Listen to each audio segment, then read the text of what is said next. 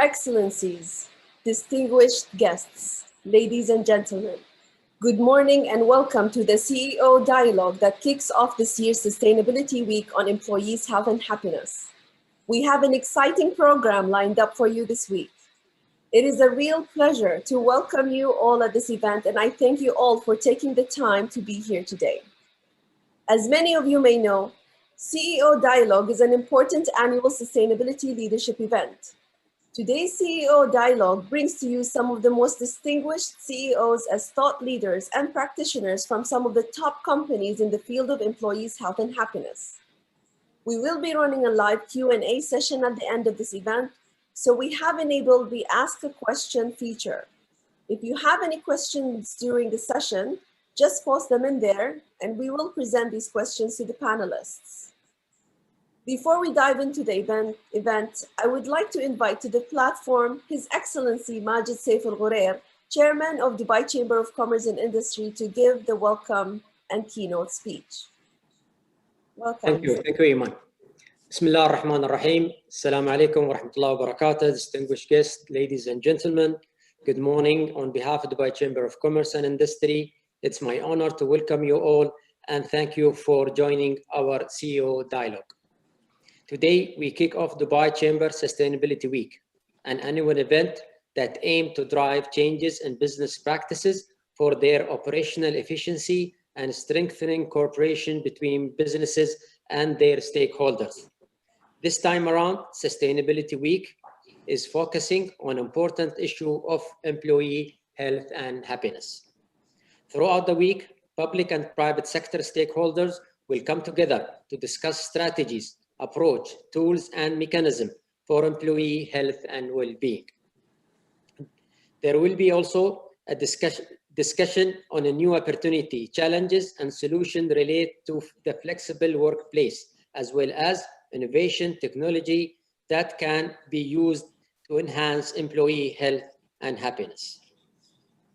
We have also launched a campaign entitled Let's Create Happy and Healthy Workplace to encourage companies to take practical action within their businesses to improve health and happiness of employees. On the concluding ceremony, on the last day of the week, we will look at the result and impact of the campaign. The issue of employee health and well-being has been a key focus for businesses prior to COVID-19. However, it has become even more important in the current business landscape. Among the many challenges brought forth by the pandemic and the physical and mental health effects for people dealing with stress, if not managed effectively, such issue can affect employee well-being. Thus, it is up to the businesses to focus their effort on improving the health and happiness of their employee during these unprecedented times. Studies have shown a strong and positive correlation between employee health and happiness and their efficiency and productivity at workplace, thereby improving the bottom line performance or profitability of the businesses. In the new norm, we find ourselves in today's organization should not lose sight of the human factor as technology become a much bigger part of the work environment and culture. Addressing employee health and happiness require a top-down leadership approach, which is exactly why we have organized the CEO Dialogue under the theme, Cultivating a Culture of Employee Health and Happiness for Business Sustainability. The business leaders who are joining us today have valuable insight of this topic, as well as effective strategy and best practices that have enabled their organization to navigate new challenges and benefit from an employee-focused approach. Distinguished guests, through the Dubai Chamber Sustainability Week 2020, we are not only shedding light on the timely and important matter impacting companies and employees alike, but raising awareness among businesses about the value they can create by building a culture of employee health and happiness, but also to share and implement best practices. We have aligned this week-long initiative with the UAE government national agenda and national program for happiness and well-being. The UAE is a prime example of a country placing the happiness of its citizen and resident at the top of its development agenda. With the launch of the National Wellbeing Strategy 2031 and the Business for Wellbeing Council, the UAE is making headway in becoming world leader in inequality of life and achieving the UN Sustainability Development Goals. Ladies and gentlemen, I am sure that we can learn something beneficial from the discussion this morning and take those lessons back to our respective organization. I encourage you all to keep the positive momentum going and work toward improving happiness and well-being within your organization and community. Thank you. Thank you very much for the encouraging speech, Your Excellency Majid Saif Al-Ghurer. We will now turn our attention to our panel discussion, which will delve a bit deeper into some of the key concerns surrounding employees' health and happiness. The session will be moderated by Dr. Kamal Milahi, Senior Manager of the Center for Responsible Business at Dubai Chamber of Commerce and Industry. Joining the discussion are our panelists, Ms. Rula Abu Maneh, CEO of Standard Chartered, Mr. Stuart Harrison, CEO of Emerald Services LLC, Mr. Phil Malem, CEO of Circo Middle East, and Andrew Shaw, Group CEO of DUCAP. Welcome everyone to the platform. Thank you.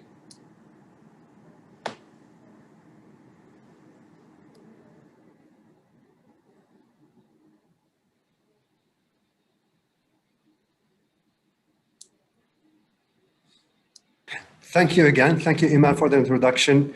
Your Excellency Majid Saif Al-Ghurer, Chairman of the Dubai Chamber of Commerce and Industry, distinguished guests and panelists, ladies and gentlemen, good morning. And thank you, Your Excellency, for a very inspiring keynote speech.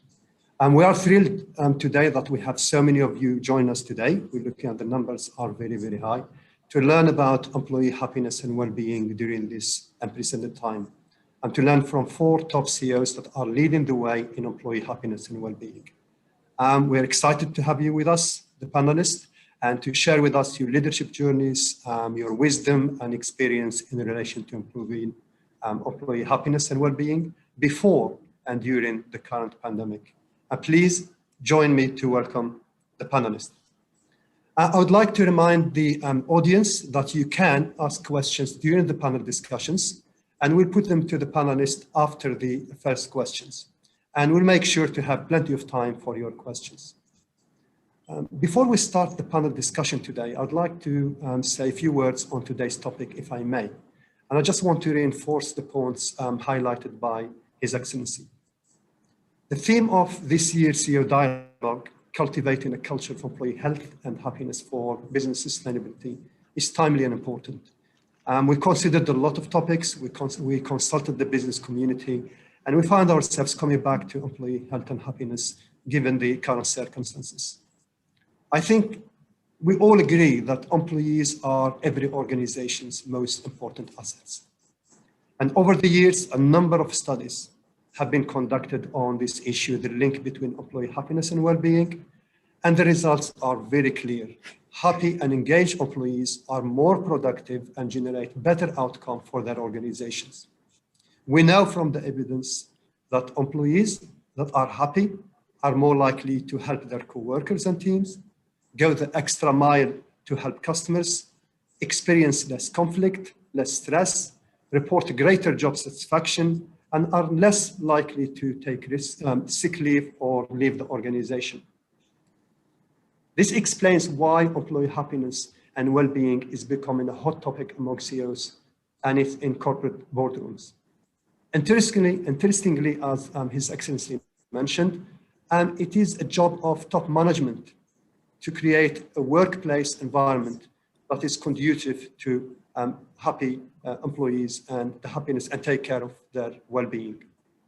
So the issue is not whether employee happiness and well-being is important and worth your time and efforts, but the issue is what measures should organizations and the leaders take to improve employee well-being and happiness. So what are the most cost-effective ways to do so? We learned a great deal over the years about how to create a workplace that is conducive to employee happiness and well-being. But are these practices still valid and effective in the current environment? We know that the pandemic has redefined the workplaces, and new issues have emerged. Quarantine, self-isolation, social distancing at work, and even this meeting, we are holding it virtually, and working from home, to name a few. And all these challenges have to be dealt with management. And they're creating new opportunities using the current technologies that is available to us to create an environment for employees to feel safe, connected, recognized, and supported, and happy and productive. Our distinguished panelists will explore these opportunities and challenges and share with us how they are keeping their employee happy and engaged during these unprecedented times. And before we get into the questions, once again, thank you, Mr. Rola Abumanna, CEO Standard Chartered, Mr. Stuart Harrison, CEO Emerald Services LLC, Mr. Phil Maynham, CEO Serco Middle East, and Mr. Andrew Shaw, Group CEO DUCAP.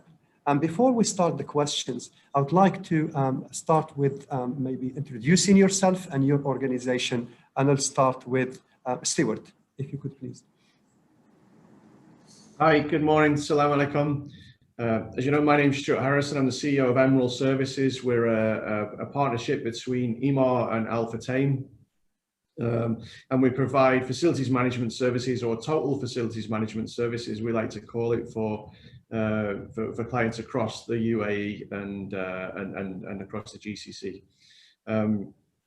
We have about 8,000 people that work for us. We do hard and soft services. That's everything from electrical, through to concierge and cleaning and things like that. So we've been around for about 17 years. I've been with the company for 6 years, and I've been CEO now for almost 2 years. Thank you, Stuart. Phil, please. Yeah, good morning. Good morning. I'm just the CEO of Serco in the Middle East. We're effectively a services to government company around the world. We will manage assets for clients. We manage people and workforce.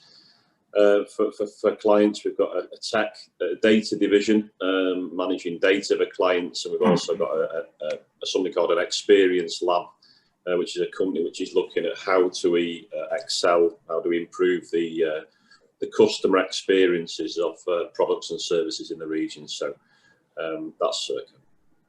Thank you, Phil. Rola, please. Thank you, Kamel. My name is Rola Abumanna, and I am the CEO for Standard Chartered Bank in the UAE. This is one of the leading international banks in the country, and internationally, we've been in the UAE for over 60 years. And in the region for over 100 years. Our strengths are emerging markets, Middle East, and Africa. And I've been in the role for over 2 years. Thank you. Thank you very much, Rola. Last but not least, Andrew. Good morning. Thank you very much to the Chamber for the invitation. DUCAP Group manufactures wire and cable, as well as aluminium and copper rod. We've got 4 sites here in the UAE, 6 factories. We export all over the world, made in UAE products. We make everything from the low voltage wire behind the wall socket in your home or office, all the way through to the transmission cabling, either overhead or underground, that is going into the power stations. Basically, we are anywhere where electricity needs to be transported. We employ about 1,500 people here in the UAE. All our manufacturing is here, and this is our 41st year of operation. Thank you. Thank you very, very much. Can we just start now the questions? And as His Excellency mentioned, and it mentioned earlier, employee health and happiness has emerged as a top priority for a lot of companies for the reasons mentioned earlier. So from your experience, what do you think, why do you think employee health and happiness is important for business sustainability? And I would like to start with Andrew. Okay, well, I think everyone, as His Excellency mentioned in the opening speech, agrees, and in your remarks, there's clear correlation between productivity in the workplace and people's perceived happiness. But I think particularly, and it's interesting you've chosen the words health and happiness rather than last year's term, which was well-being and engagement. I think we've all become more focused and sensitive to health because of COVID.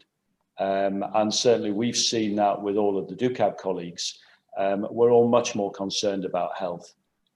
So that's put it right here and now. But I think looking forward, the future of work, in a way, COVID has accelerated what's already been talked about. And the future of work is going to be different, with maybe hybrid solutions, people working from home, people working from office, and much of the decision making about that is going to be about health. Can I reduce the risk of infection? Or would I like to continue working part-time from home because it's easier to manage my family and work commitments? And in order to attract employees now, and particularly in the future, we see that we're going to have to become a more flexible employer, and addressing clearly our employees' need to balance health, happiness, and work. So to be sustainable, it's essential that we find a way to balance it. Thank you very much, Andrew. Marola, would you like to have a go at that question again? Yes, thank you. Thank you, Kamal. I mean, for us, you would have seen the pandemic has really disrupted the ways of working and living, and not only in the banking sector, but it is across all sectors. So what it has taught us, if it's anything, the importance of compassion in the workplace. And normally in every crisis, you would see leaders would put down their head to make sure that they handle the critical issues. But in this crisis, what was the most important thing is to ensure that the well-being and the health of the staff, because a healthier and happier workforce will ensure that you have greater productivity. Now, and this is what most studies have shown. At the same time, what COVID has taught us is to really be resilient. And it's not only about balance sheet resilience or well-capitalized bank, but it is also about the operational resilience and the flexibility of the organization, and underpinned by the technology and having a robust cybersecurity. I mean, if I talk about Standard Chartered, we've always had flexible working hours, and we've always had people working from home. But at one point when we had 95% people working from home, that has put the full bank and the system into a test, and making sure that the employees are able to manage under the lockdown, manage their work and deliver, and still yet manage the pressures from the family, whether it's parents working, attending to their children, in school online. All this, we had to make sure that all our staff are in a comfortable environment. And hence, it is very critical, and going forward, it's top of the agenda, obviously. Thank you so much for those very, very interesting comments. Stuart? Hi. Yeah, I think there has to be a large element of common sense. I mean, it's very obvious that if your employees turn up to work and they're in a good place in their minds, it's not an oppressive environment. If the office is conducive to work, they don't feel under undue pressure and all those kind of things, then of course you're going to get the best out of them. I remember many years ago when I was writing a dissertation, the measure of happiness at work was split between 50% reward, and that's often financial reward, that's the salary that they take home, and then 50% was how much they thought they could succeed at work. So it's in some cases you can pay people an extremely huge amount of money, but if every day they feel like they're failing, they're not going to last very long. And then you could go to the other extreme. You could have huge success, but not paying them fairly. And again, that's not going to work too long either. One of the things that I think is important, and I was asked this once in an interview, not this one, but another CEO's interview. They asked me, how would you look after people in particular in the UAE? Because if you lose your job in the UAE and you're not a local UAE citizen, then you could end up having to leave the UAE. And for somebody like me that's raised a family here, I've got my children here, my wife's got a job here, that's a considerable thing. So I think stability and security is a big thing as well. So I think giving people a secure, stable company to work from, making sure that the environment is good, they're not under undue pressure, that's what gives people good confidence and stability in the region. On top of that, we've got COVID, but you know, personally, I don't think it's hugely affected our business in the sense that our employees were already supported. We had great continuity plans in place. And other than the obvious health concerns, I don't think it impacted our business a great deal because everything else was in place ready to cope with any eventuality. Thank you so much for those insights, Stuart. And Phil, please. Yeah, I mean, I think we're going to be repeating ourselves a little bit. I think the assumption over, you know, a great correlation between health and well-being and a successful business, I think is a given. Yes, there's a bit of common sense, and I think that there's a lot of theory to support it. But I think for most of us, certainly for our business, our people are our assets. You know, we don't manufacture anything. We haven't got any products as such. So our asset, our product is our people, you know. So having healthy and happy people during any time is the right thing to do for all of the good business reasons and for being a human being. I think COVID is different. I don't think it is a standard. I think the last few months since the middle of March has been different, and we've seen extremely high levels of sort of anxiety across the business in terms of just generally, one, I'm concerned about my own health, two, I'm concerned about my family, whether that's in this country or overseas. You've got the stress of kids at home rather than at school, disaster from experience, and people are anxious. So really what we tried to do was just to try and make work one less anxiety for us. But I think you know, the biggest thing for us is leading with purpose. You know, what is it that we're trying to be as a business, and that we found, you know, quite a lot of positives from that. Thank you very, very much, Phil. I think we all agree that employee health and happiness are very important at this time. I think a lot of keywords that comes to mind is compassionate, emphasis on health this year, more perhaps than well-being. It has tested the resilience and continuity, especially not as Raul said, the balance sheet, but in terms of operation. It accelerated things that were actually happening, and it made businesses return to think what's the purpose of business. So it's leading with purpose. But this leads me to the second question. After agreeing that this is a very, very important issue, that we know from research and experience that employee health and happiness does not happen by itself. It requires leadership skills and expertise, and we have 4 leaders with us here.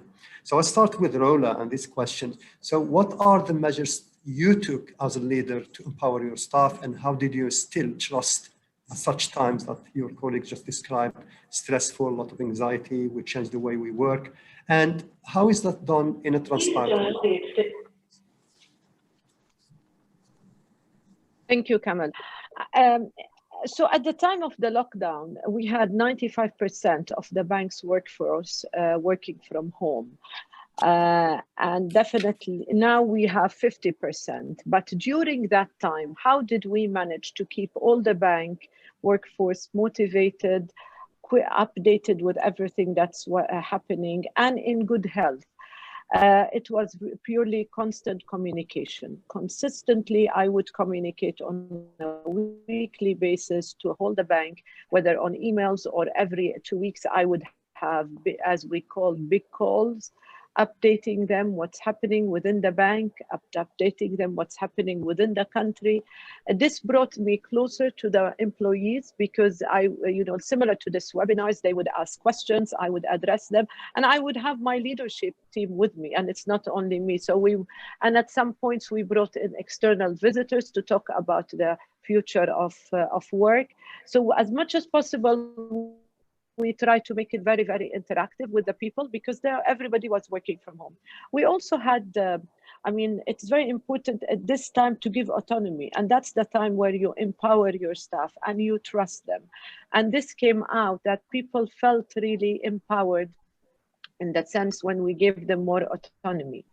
Agility is one example where you need to be agile and nimble in these crises. And what we call our heroes, where we were all at home, our IT, our operational are the ones that kept going to work to make sure that everything functions normally and we working from home function normally. And we had to make sure that it is very safe environment and hygienic for these people. So we also focused on them because you cannot just, focus on those at home. The ones that are at work are also your heroes. So it's really consistent communication, autonomy, and agility. At the same time, as leaders, you always need to be focused and calm. You cannot panic in such a situation because it will make your whole staff go out of proportion and panic. We had to all remain calm, focused on our approach, and constantly communicating, checking on our staff. Thank you so much for those insights. Stuart, please, if you could share with us how you the measures that you have taken to empower your staff, and how did you instill trust at such times? Yeah, thank you. I think communication, Roland made a very good point. Communication is the key, I think. When I took over as CEO, I committed to shaking everybody's hand in the company. That was about 8,000 handshakes, obviously before COVID, and however long that took. So hopefully everybody in our company has met me. And we do regular, as Rhoda said, regular calls. Every Sunday morning, we do our team, all the managers in the business sign in, and we do it's online. It never used to be, but it's online now. And we do lots more online calls. And I think communication, education, some of our people that work for us come from, less well-developed places, rural areas. They're maybe not used to the level of communication that we employ here. So just making sure that everybody understands what's happening. Phil made a very good point about driven leadership and direction and things like that. So that's important as well. I think in any situation, if you've got a strong leadership team or a strong leadership element, people feel secure in that. They have a good idea of where they're going. Prior to COVID, we had a flexi time. So people would come and go. Within those times, we had an active work from home policy. My background is in engineering, in particular electrical engineering. I don't do much of it now, but so for me, when we did a job, we flick the switch, the lights have to come on, and that's really the thing that that I'm concentrated on is I guess the end result. And so I didn't mind what people, so I relaxed the dress sense. I didn't mind what people wore when they came to work, obviously within reason, but I didn't mind what people wore. I generally don't mind so much what time they turn up unless there are specified hours that they have to turn up, on a working site. So I don't mind if you stroll into head office at 9:30, very casually dressed with a coffee in your hand if the work's getting done. And I think that gave people a good feeling around the workplace. People could relax a little bit more, and trust. So if you make a mistake, that's okay, as long as it's not a deliberate, of course, malicious mistake. But people make mistakes, and I think just that element of trust, knowing that they could pick the phone up and say, "Hey, my kid's sick. Is it right if I work from home today?" Or I'm not feeling too well. Or again, Phil made a great point that. One of our GMs came to me, ex-military guy, and I was also in the military, and he said, "I'm seeing young, fit people with anxiety, with anxiousness and anxiety. I've only seen that before in conflict zones, but I think limited ability to move around, limited ability to take vacations or visit your family." and also the backdrop of COVID, and then also work pressures on top of that, have presented quite unique challenges to people, and the levels of anxiety are a big deal. And again, I like what Phil said when he said, if you can remove work from that kind of worry, so if people go to bed at night, not worried about their job, not worried about their boss giving them a hard time, they know that it's a relatively relaxed environment where they're good at what they do and they're allowed to do it. And that makes a huge difference. And that's just one worry that you can take off people's shoulders. So I think in general, just being a decent human being, giving people room to operate, relaxing things a little bit, making them feel a little bit more comfortable, goes a long, long way. And then you get the best out of everybody. And we're all trying to put food on the table and do the best we can. And I think, you know, remembering that and not getting too excited about things. Thank you so much, Stuart. Phil, I think Stuart referred a lot to your earlier answer. Can you share with us the measures that you have taken as a leader to empower your staff, and how did you instill trust at such time? Yeah. I mean, it's an important point actually, because when we talk about this subject in other forums we've been talking recently, we tend to talk about head office. And one of the big things, certainly for our company, is most of our staff, you know, 96% of our staff can't work from home. So when we talk about COVID and how we manage people, we talk about communicating with people at home. Most of our people can't work from home. That's why we talk a lot around leading with purpose, because we're talking around, you know, whilst, you know, maybe head office people and other organisations could work from home. And I love the fact that Rola referred to some of the people as heroes, because we do. You know, the purpose is, you know, whether it's working on the Dubai Metro, you're keeping the city moving, you're keeping transportation routes open. Same on people, our staff who are working at airports, you know, the same as the people who are working at the Dubai World Trade Centre Field Hospital. You know, the purpose is supporting the country getting through COVID and getting back on its feet. I mean, we've just sort of both mentioned there around communication. You can't communicate enough, I think. That's either with the people who are working on a day-to-day in person, or through the electronic means, which we all seem to have got used to over the last few months. And you know, businesses, we talk around visions and mission statements and values. It's probably a good time to dust down the values, you know. So back in March, you know, it's important that you focus on what your values, stand by them, because actually the best time to stand by your values isn't when things are going really, really well. It's when it's tough. And people are anxious and people are insecure about the jobs. So whilst the rest of the planet and our team were worried about COVID this year, as I said earlier, we just tried to focus on giving them an area of stability. Our values are around people, care and trust, and we haven't made any mass redundancies during the period. We've not made any significant pay cuts and things. We could, but we just felt it wasn't in line with our values. And I think sometimes the people will look at us as leaders and say, if the values mean anything, they should mean something now. So a variety of sort of tactical stuff we've done. I think they both sort of mentioned things around, you know, we put an employee assistance scheme in, we've got virtual wellbeing sessions every week and things. I'm sure most companies have done that. And we have also put in place what we call a Serco Flex, which means people now have more ability to work in a more flexible way, whether that's father or mother with child, or different locations and different times and things, which I think has been accelerated actually because of COVID. And I think that is one good thing that's come out of the pandemic.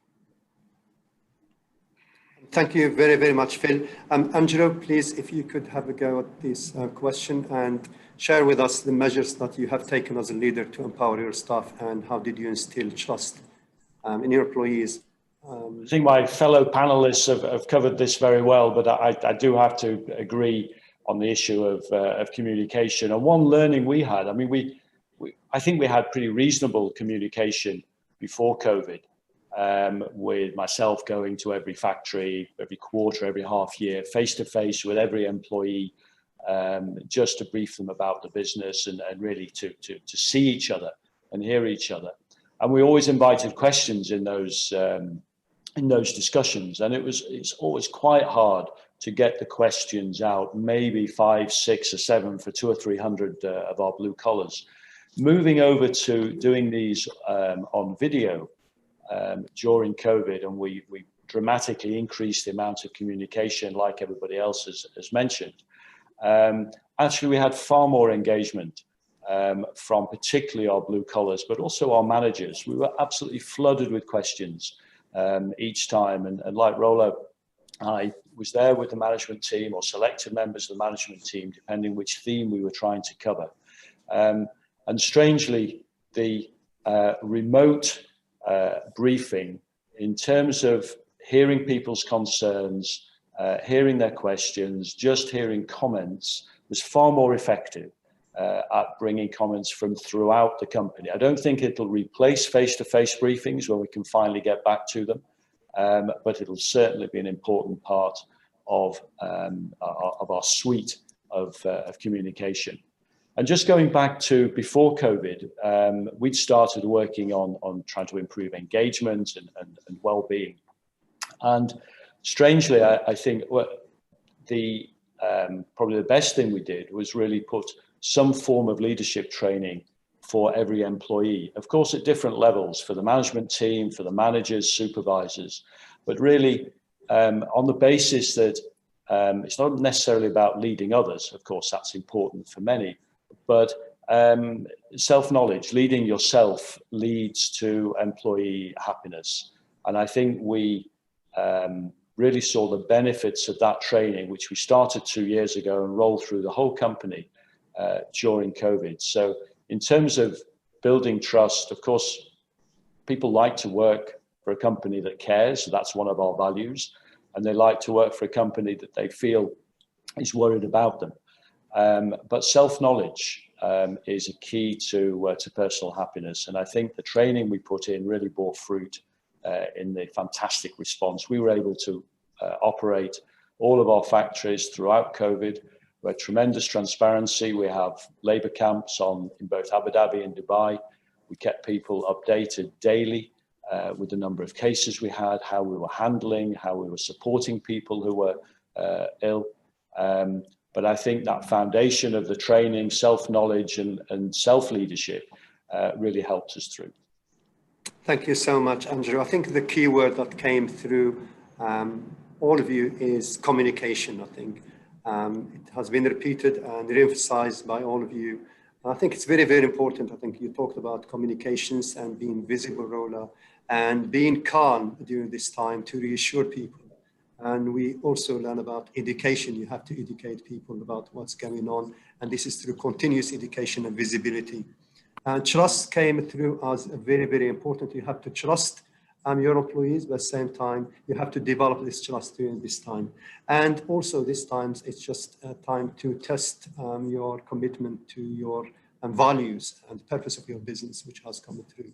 So thank you so much for this very, very insightful comments.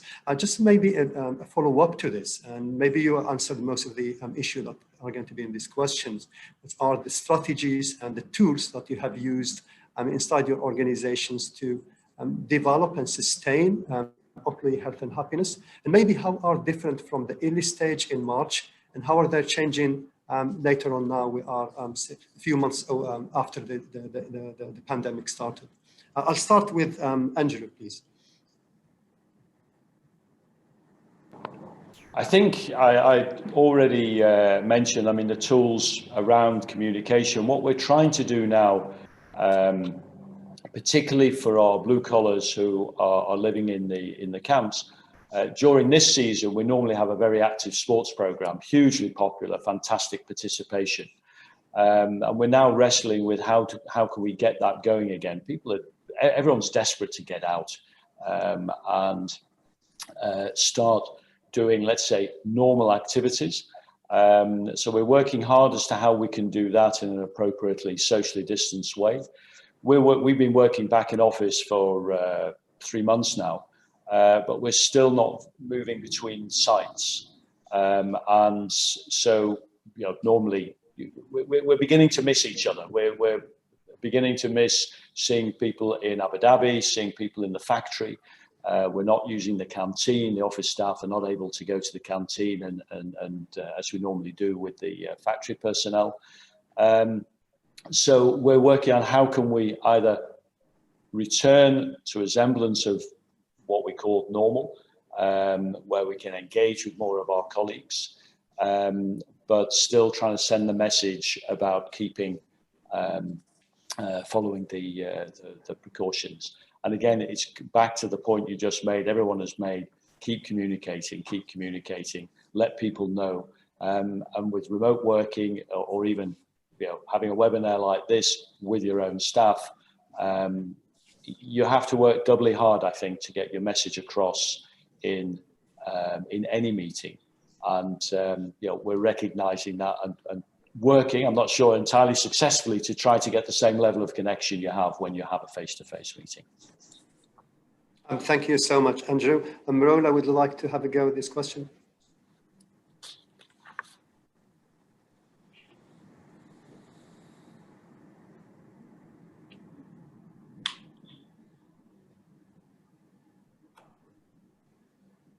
الصوت رولا الصوت you are on mute رولا.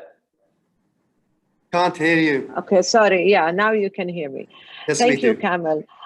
This, I would say, is all under inclusion toolkit, and which a number of it, what I spoke about earlier, which is the connectivity with the staff, the constant checking on them, constant dialogue, and caring, and all under the umbrella of well-being. So inclusion for us toolkit will remain and will expand on it further, because even if COVID goes and disappears, wellness of our employees as they work from home, as we embark on working from home in the future, will continue.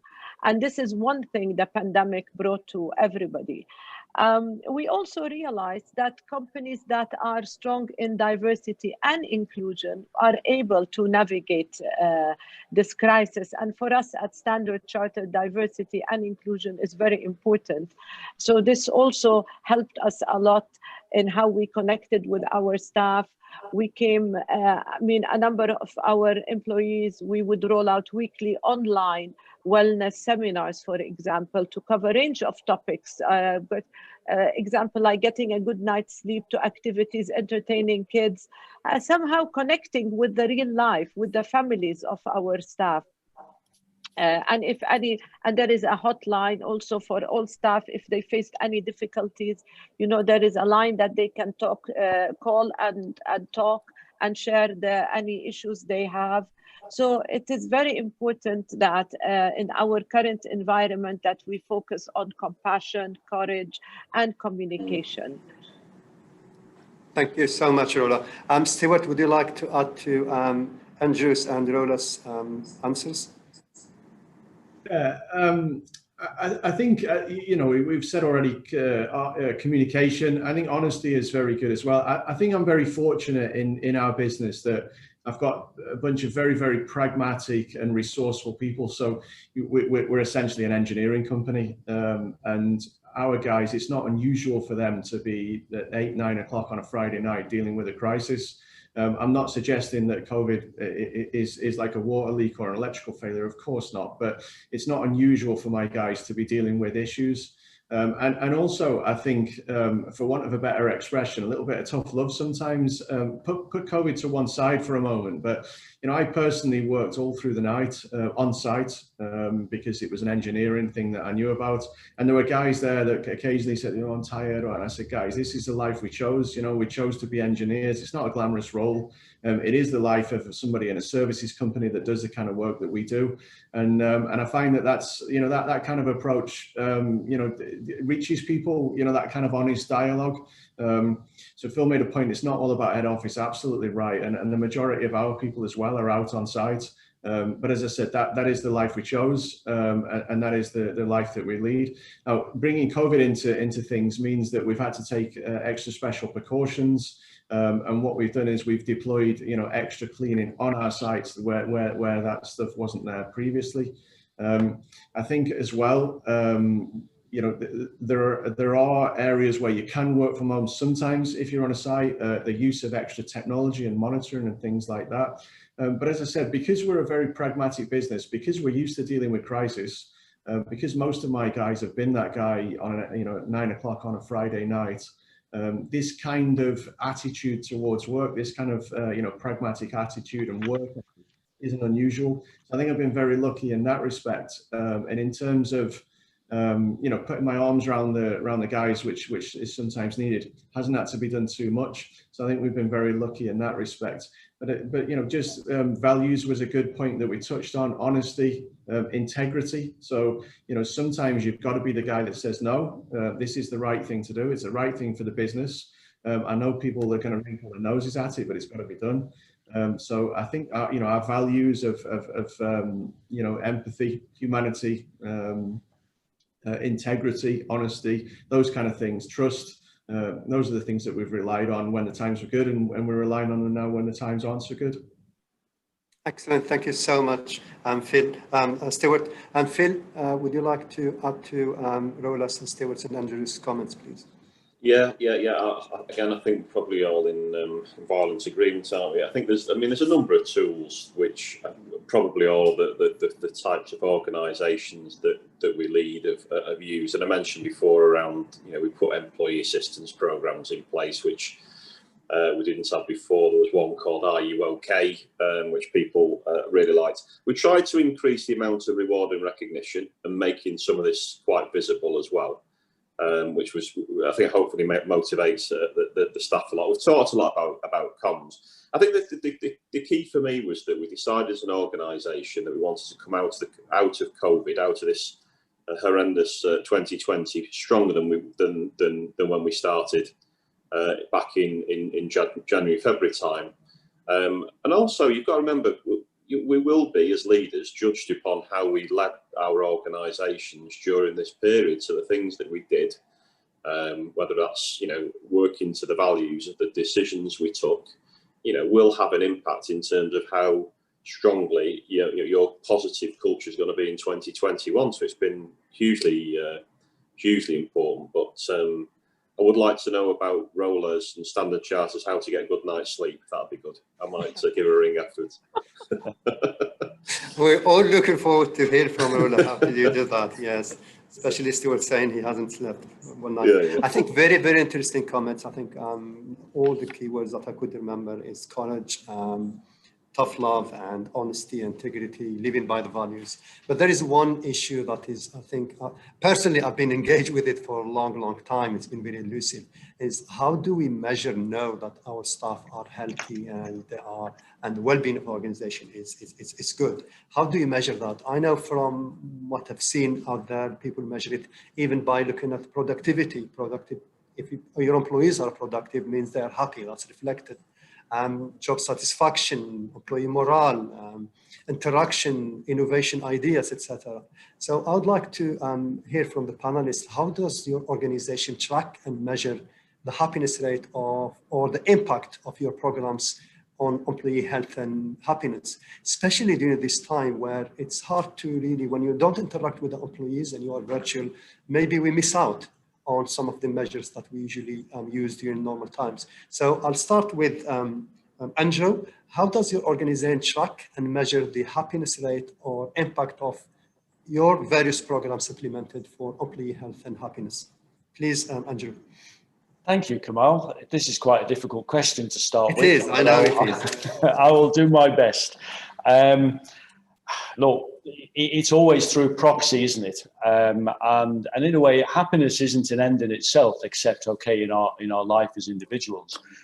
As a business, happiness is really part of having an engaged, productive workforce. You can't be fully engaged if you're unhappy and miserable, as I think Stuart said earlier. If you're coming to work worried about the job, or worried about the environment, then you're not going to be productive. You're not going to be that happy employee who makes a happy customer. So we tend, in as far as we've measured it, we measure employee engagement. So we've seen an improvement in the engagement scores from our surveys. There is still room to go, but at least we're moving in the right direction. And I think just the act of asking employees what they feel, how they feel about it, and to give their opinion already improves the mood. But we've improved our engagement scores. We also look at employee retention. I know it may be seen as a bit of a blunt instrument, but for us, it's very important. We are a manufacturing and engineering organization. Retention of our employees is fundamental to keeping the sort of technical knowledge and experience in the business. So we're quite proud of the number of people who have been with us for a long time.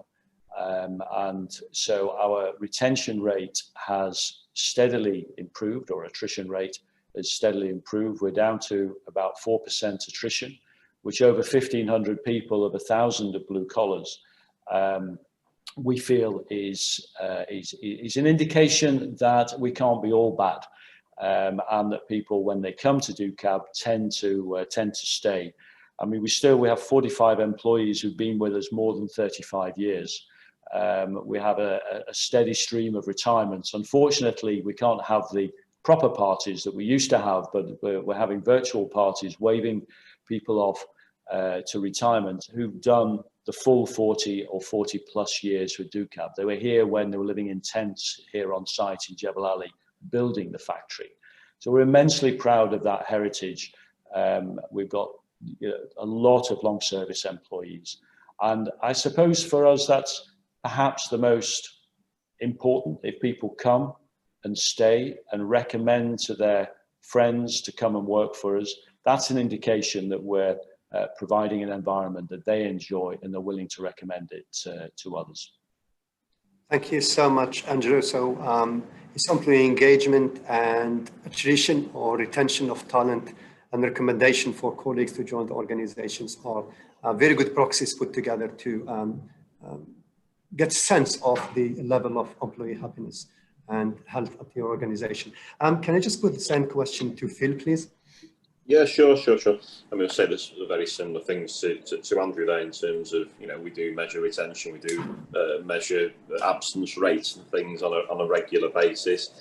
I think we said earlier, I mean, if the correlation between health and well-being and the bottom line, we obviously, all of us measure the bottom line in terms of the P&L. So from that perspective, all usual business type stuff. We do go further than that, though. I mean, we use an external company called Glint, who come and do global engagement surveys across the organisation, which is a big thing within the company. And the Middle East is, for Serco in the Middle East, we had about 91% of people responded, which is phenomenal, really. And the engagement rate for our business is up at 85%, which again is absolutely fantastic. We're very, very happy about. We do try and then put in place, you said we did type themes so that people can see that when they give feedback that we do something about it. But I think, we do measure it, and then on the basis of the results, we'll measure that on a monthly basis. So we do a lot of the traditional stuff. But we also do go a lot further in terms of some of the softer side, some of the things people like and some of the things people don't like as well.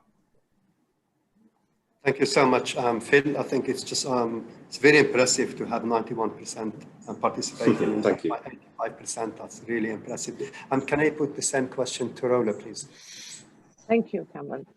We celebrate our employees and give them the platforms to showcase their individuality and what makes them happy, not just in the office, but also in their lives and how their personalities contribute to a healthy workplace. So the bank regularly conducts employee satisfaction surveys, as my colleagues have said, and this is what really gauges the efficiency of our programs, and we call it My Voice, and we have this once a year. And but it's important to look at the results and go back and walk the talk and discuss with the employees, share where we've improved on, and share where, if there's anything we need to time further, because you cannot just take the survey and leave it. You have to show them that you're acting on their requests within parameters. So we have been doing this regularly, and we've done one survey during COVID, and the results thankfully were very, very good. The people appreciated what the bank has been doing. So we also, what we have in Standard Chartered is an open door policy. And this is pre-COVID, not only during COVID, where staff and employees, they are able to voice their concerns and their complaints to their line manager or any other mechanism, because there is a freedom of speech. So this gives the staff the freedom to talk and share their frustration. Thank you so much, Lola. Thank you for, I think, as you mentioned, the voice is very, very important during this time, and it's proven all the time that it does lead to employee happiness and engagement within the organization. Can I, last but not least, ask Stuart with the same question? Yeah, thanks. We do lots of surveys. I even send out a survey. How's the meeting working? We do a Sunday morning meeting with all the managers. How's the meeting working? Is there anything you'd prefer to see? But I think you have to create an environment where, as Rola said, that people feel like they can talk. So, a good example of that was a little while back. I went and spent a night in the camp. It wasn't advertised. It wasn't a big deal. I just went like any new employee, drew my bed pack and my blankets and went into the room. I ate the food. I went down, had dinner with the guys. I ate the food. Spent the night, woke up, ate breakfast, drank coffee, broke bread, chewed the fat. And what came out of that was the guys said the camp was, just this one example, the guys said the camp's brilliant. It's the best camp they've ever been in terms of quality and things, but they wanted to be closer to town. So they've got a life outside of work. We did a little LinkedIn kind of video on this. And the guys just said to me, Lou, it's kind of nice to live here, but I want to be able to go to whichever mosque I want to pray at on a Friday. I want to be able to knit to the mall down the road. And the outcome of that was I moved 3,000 people into a different camp. And that was, from a night just sat chatting with the guys, playing chess, drinking coffee, just talking. When you create an environment like that, where, look, I'm the CEO and I guess like any sort of senior role, I have to give instruction. But if people understand that you're just a regular guy, we're all the same under the skin. We've just got different jobs. And when they understand that, they don't feel afraid to give you their opinion. So we have a thing called the red post box. It's kind of like a whistleblowing thing, but it just means that people can send an email to me directly, and I always read them and I always act on them. And when people feel empowered to do that, it's, I was thinking, because I worked my way up from the shop floor, and I remember, what would I want from a CEO when I was a 25-year-old engineer? Well, I just want, if I could, a dialogue, an open channel where maybe the guy understood what it was like for us. And of course, I remember what that's like. So I think just that freedom, it means that, I try and, well, if anybody calls me sir, I gently ask them not to. They can if they want, of course, but, Stuart, people just address me as Stuart or whatever. So it's, as Andrew said, it's really difficult getting around the sites now. So that's something that I used to really enjoy doing. I just pop up on your site and have a wander around. I do try and do that, and I do get recognized even though I've got a mask on. But just if people just realize that, we're all kind of aiming for the same thing, whether it's a client, whether it's an employee, whether it's somebody just on your site, if it's somebody, a user of our site who recognizes me and says, hey, I recognize you, you're Stuart from Emerald and you look after this site, can I give you a bit of feedback? That's good. If people feel that they can do that, then that's a great thing, because surveys, kind of online things, feedback, it kind of only works a certain way. I mean, I remember being in the army, a very senior officer would come along and he'd say, did the boots fit all right? Is the food good? And you always said yes. Even if the boots didn't fit and even if the food was bad, you always said yes, because people were afraid to say no or say anything. I don't think we've got that culture in Emerald. I think we've got a culture where people aren't afraid to say, they aren't afraid to express any kind of displeasure or talk to you about improvements or anything. Like I said, the camp was just one example of a thing. And obviously it can't change overnight. So I said, guys, give me a few months. And I remember the guy said to me, this meant something to me. He said, now that you've promised us that you'll do something, we're fine for the next 3 to 6 months because we know you will do something. And I did move him. So that having that kind of trust. Now, I'm sure everybody doesn't like me. I'm sure there are some people that aren't happy every day. But having that level of trust where people know that they can give you some feedback and they know that you'll consider it at least, and you'll make a decision on it, then that goes a long way. Thank you so much, Stewart, Rola, Phil, and Andrew on this. I think if I can summarize this, it's really very impressive what you just mentioned. It's, as Rola said, this platform for people to voice their concern and have a voice in the organization. And same time, we talked about surveys to capture employee engagement and satisfaction.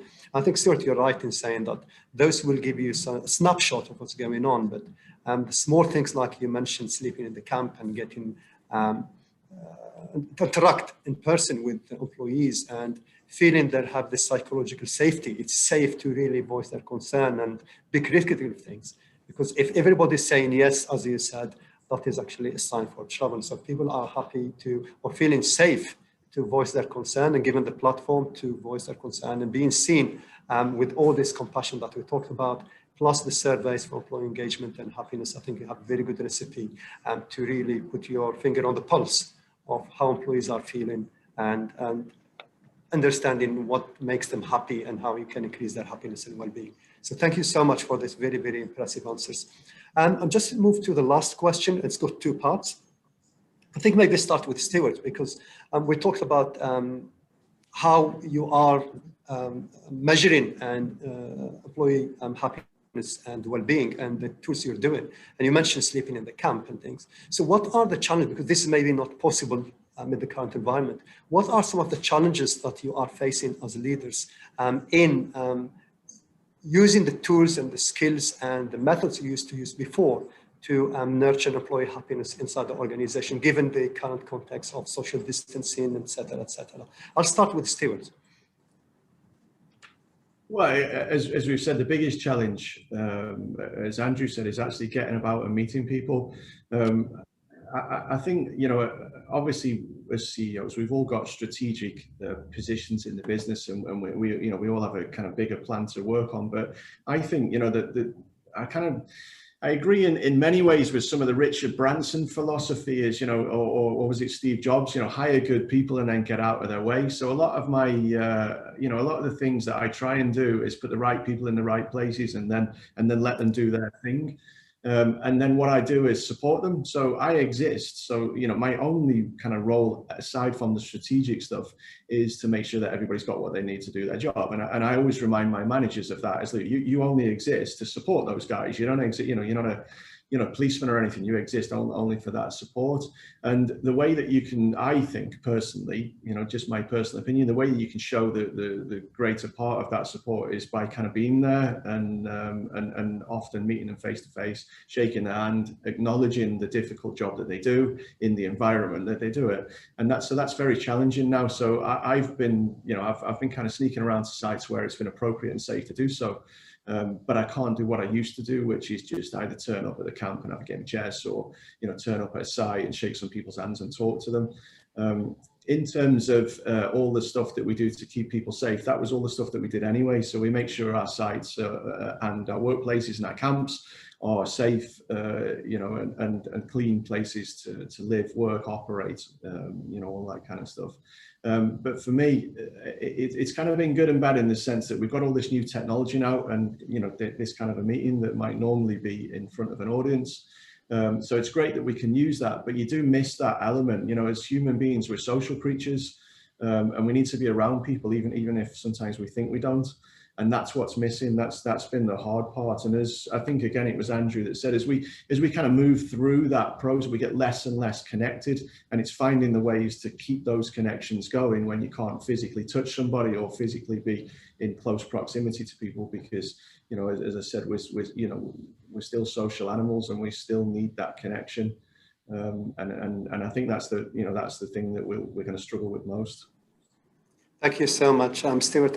Same question to Rola. I think we talked about we are social animals, and what you mentioned earlier is about compassion and being visible and giving employee voice. Are you facing any challenges given the current situation in using the leadership skills that you have used so far to nurture employee happiness inside the organization? What are the challenges posed by COVID-19 situation?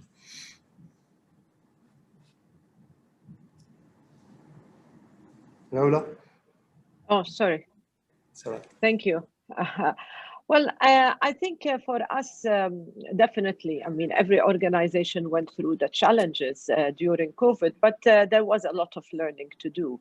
And the key is to take these learnings and make them a part of your processes and procedures. So for us, communication is definitely key. We will keep on communicating. There should be transparency, clarity between the employees and the senior leadership. It's crucial.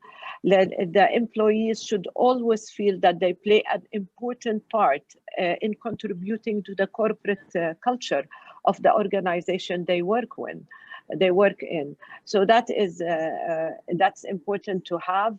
The open door policy, as I said earlier, should continue.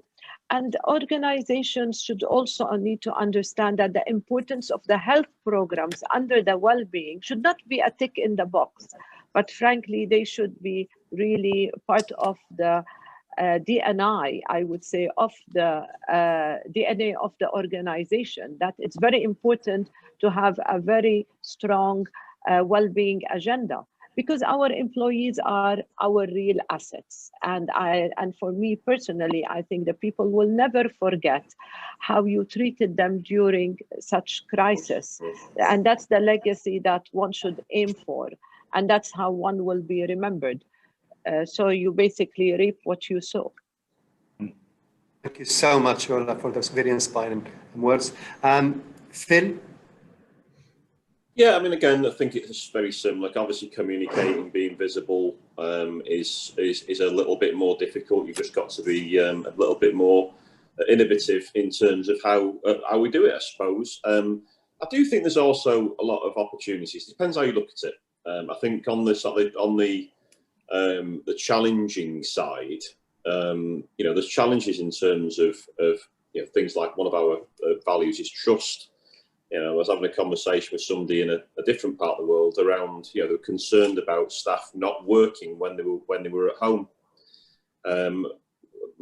My response to that was just employ people you trust.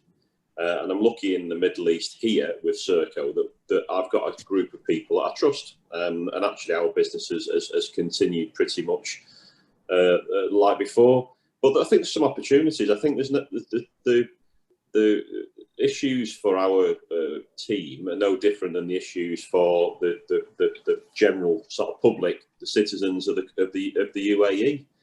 We're looking at we're working with the Dubai government at the moment and around the sort of the whole experience of government and the challenges of digitisation and being more efficient as governments both here and around the world. The same with our clients around the challenges of how do you get a good experience walking through an airport when you've got all of the COVID restrictions on board. Same with the team at the Metro and other clients. So I think there's a lot of challenges there, but the sorts of companies I think we are and the numbers of people we employ, I think we're probably well set to overcome them.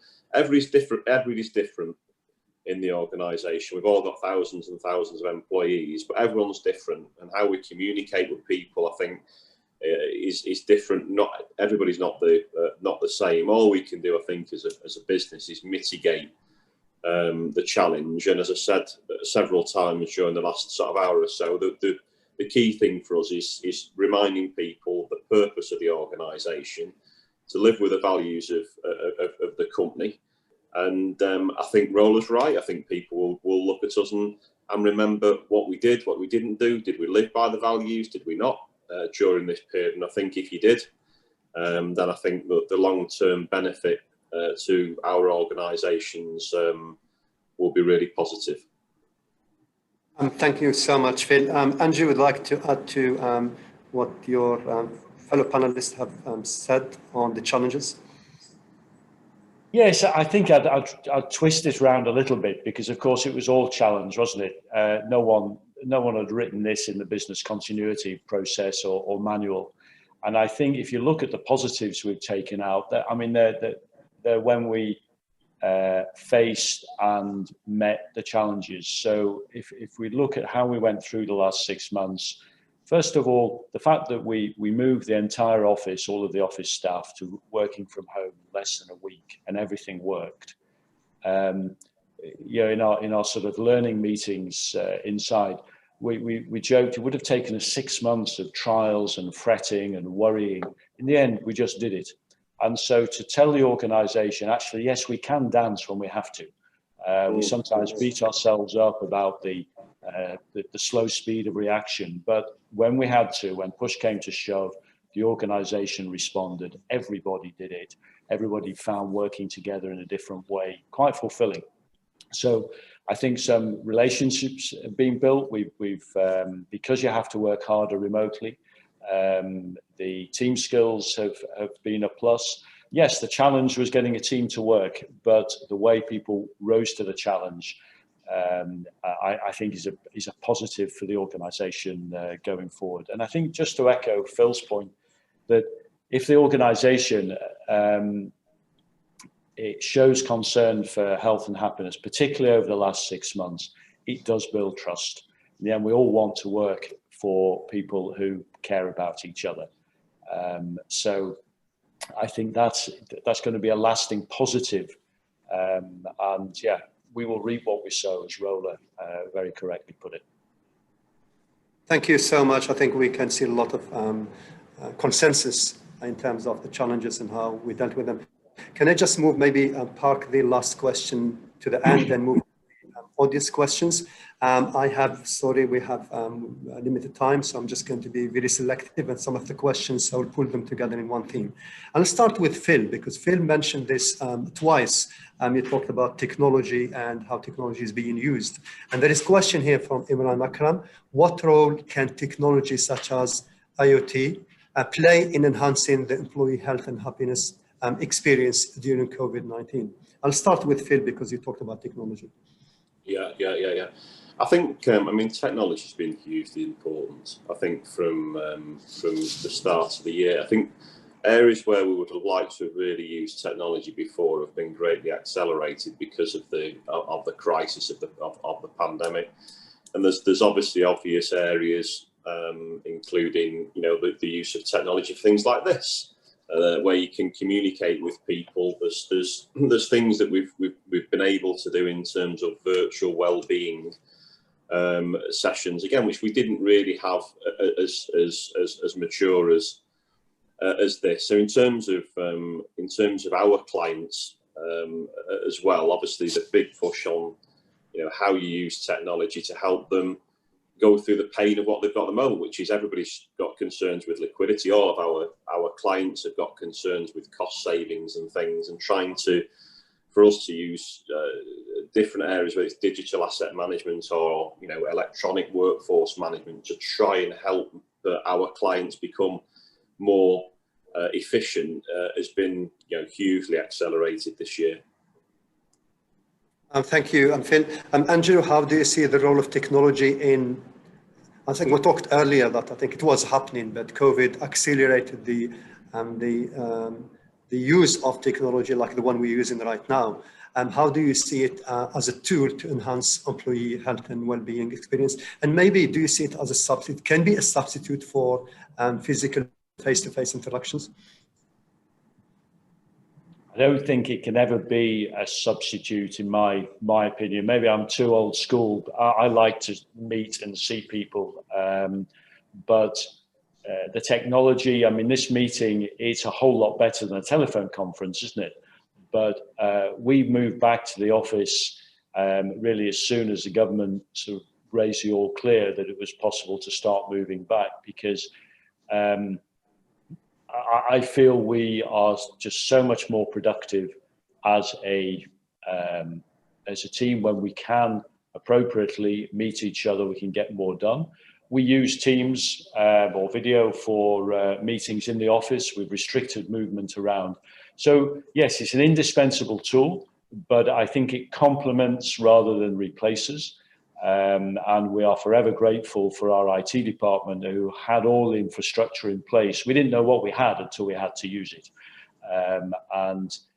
I think that's going to be the theme. There'll be a lot more money and attention paid to that IT technology backbone.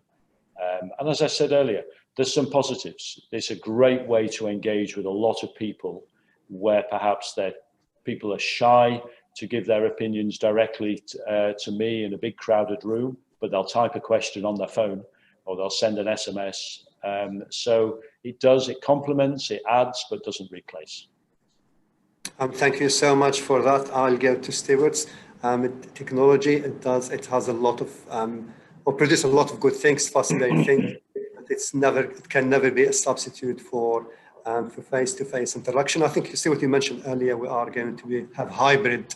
We're going to a hybrid world where we can capitalize on what technology can offer, but we will never let go on the face-to-face interaction. So, what's your take on the role that technology is going to play in enhancing health and well-being of employees? Well, I think it takes I mean, imagine where we'd be. Imagine where you would be now without your phone. You know, I left my bag somewhere at the weekend. I had my phone and my wallet in, and I was with my wife. And I said, oh my God, that's my whole life in that bag. You know, if I lost my phone and all my numbers and things. So technology creeps in, and then I don't think it replaces anything. As Andrew said, it's not a substitute. It's just an augmented thing. So this meeting that we're having now, again, it's nothing new. You know, I used to work for a company that was, or I used to manage UK, Middle East, Europe. The company was headquartered in the US, and this was more than 10 years ago, and we were having these kinds of calls. Some of the platforms weren't as sophisticated, but they were around. It augments it. So, you know, I've got my, you know, I've got VR if I need it. It augments things. It doesn't take the place of face-to-face meetings. I don't think it's ever supposed to. It's just an added benefit that we've got. So last year when we were doing business in Saudi and we were doing business in Egypt, I flew over many times to go and meet face-to-face. You know, it's as I said, human beings are social creatures, and we like to sit opposite each other, drink some coffee, and have a conversation. In terms of for employees, there are some benefits. So it's, you know, I can have I guess 8 one-to-ones in an 8-hour day. You know, and it means that people don't have to come to head office. I don't have to go to their site, so I can fit that time in. So I can do these kinds of online meetings. It's the next best thing. You know, when I used to spend a lot of time away from my family, I used to put the, you know, Skype on or something. We'd have the video on. I'd be sat chatting to my wife. Kids are in the background. It's the next best thing to being, you know, to being face to face with them. It's not the same thing. It's not the best thing. It's the next best thing. So as more and more technology comes in, SMS, WhatsApp, video calls, it augments our ability to communicate.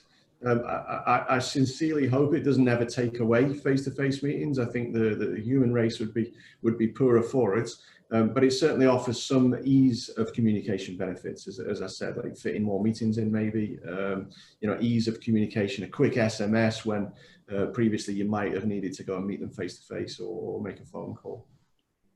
I think we have some consistency. Well, thank you so much for the insights. Rola, I think the question of technology, is it going to replace, and what role is going to play in enhancing employee health and well-being?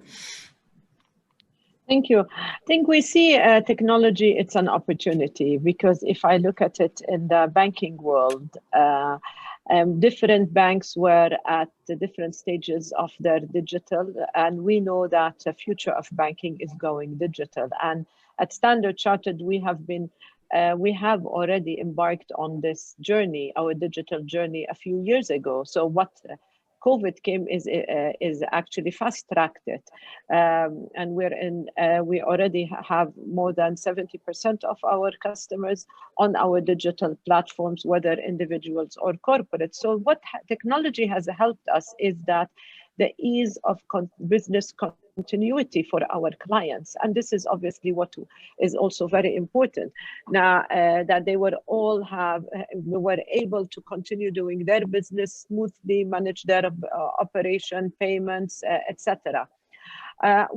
Internally, what technology has helped us is really as employees meeting with our staff virtually, as well as internally. We have moved all our meetings to virtual. So this remained, and I agree with my panelist colleagues that it complements what we already have, but nothing really replaces the face-to-face meetings, whether with your staff or with your clients. And I think once everything is fine, we will definitely do face-to-face because it's in our nature as human beings. Thank you. Thank you so much. It's very interesting, and I think for our listeners to hear from four very experienced CEOs saying that technology is not going to replace. We always rely on a face-to-face interaction, given that I think we are social animals. I've got 3 questions, and I'm aware that we don't have time. I would like to group them in one group, and let's start with Rola because it's just a question that you mentioned, and people are asking about the working from home situation. Maybe it's not for all of you. I understand that some organizations here, maybe they're not working from home a lot. Is it going to be the next 12 months, they're asking, is it going to be a hybrid? Are you going to ask employees to come back to the office whenever it's possible? What's your plans inside your organization? Are you planning for the long term that it's going to be a hybrid situation? Some people will work from home, others from offices. Or are you, once the situation, let's say, if hopefully we get a vaccine to COVID and everything will be normal, you are going to ask employees to come back to offices. Let's start with Rola. Is it going to be hybrid? Are you planning for the long haul in terms of working from home? At this stage, what we've done is, as we're embarking on the working from home for the future at Standard Chartered, we asked our employees what they would like. And the majority came back with a hybrid approach, because it is very important that you have that connectivity with the office. So they would have few days working from home and then maybe 1 or 2 days working in office where they will connect. And with this, you will still maintain the culture of the organization. Because if everybody only works from home and they don't see each other, then really you will miss that culture within the organization. So for us, it will be a hybrid, but we are in the process of getting their feedback. And so far, from what I have been seeing, the preference is a hybrid approach. Oh, thank you so much, Rola. Same question to Stuart. Yeah, I think the same. But again, it's not new for us. So my attitude ever since I took over as CEO has been, if you can work from home and if you want to work from home and it's appropriate, then work from home. The office has always been open. Our office has never not been open. There are fewer people in it now than there perhaps were a year ago because the COVID situation is kind of dictated, or at least kind of persuaded some people, I guess, to work from home. But it's not because of a regime change or anything like that. It's just because of people's attitudes towards work have changed. But our policy hasn't changed at all. So I foresee, and again, it's been a very kind of European model. So for the last 20 years, or even in North America, for the last 20 years, whenever I was in those places, it's very, very common to work from home 1 or 2 or 3 days a week or something. So I think that's what we'll do. I think I foresee in the future, maybe more of a hot desk environment. Obviously, there'll have to be a little bit more emphasis on hygiene or cleanliness, cleaning, disinfection, those types of things. But the days of maybe big grand head offices, certainly inside cities, may be on the wane, and we might see more people work from home, more people work from a hot desk environment if they need to. But this pandemic has certainly changed attitudes towards getting in the car, driving to a place of work, clocking in and spending 9 hours or whatever it is there. I think we're likely to see a kind of a change in the tide. Thank you so much, Stuart. Phil, if you could briefly just tell us about your organization, how it's planning for working from home, or it's going to be hybrid or back to the offices. Yeah, I think we're all going to agree. I think we did have policies in place of hot desking and work from home, but I don't think I could kid myself that the last few months hasn't been completely different. Because the difference is where people can work from home before, yeah, it was fine, no problem at all. But the difficulty you've got is we've got a lot of people who actually, have got whether it's mental issues or anxiety or anxious about coming back into work. So I think that's completely different. It is different for Serco because, as I said before, 95% of people can't work from home because they work on sites anyway. But I'd say what it has done is it's given a real push for our sort of D&I and the fact that, you know, we do want to have an organisation where people can go and drop the kids off at school or work different hours of the day. And I think it's really sort of accelerated the cultural change rather than just the policies which we had in place before. Thank you so much. Angela, would you like to add to that? Yeah, I'll pick up on Phil's point there that it's accelerated the policies. I mean, 75, probably 80% of our DUCAB employees have to work on site because of the manufacturing and the site services. And what I think it will do is accelerate really a more flexible approach to working. I think hybrid will be the way we go, and just encouraging people to find that way. There's two areas of concern. I mean, it's very easy for me to work from home. I've got a spare room to work from. I didn't like it, but at least I had a decent place. But a lot of our employees don't necessarily have such a nice workspace to work from. Working from the kitchen table with two little kids around your feet is a tough gig. And actually the office provides a better environment, and quite a few people are happy to come back. But they would like the flexibility that when they close the school unexpectedly, or they need to share childcare with a partner, to work from home during that time. And that's what we'll aim to do. I think the other area of concern is the point, going back to Rola's point about the culture of the organization and maintaining it.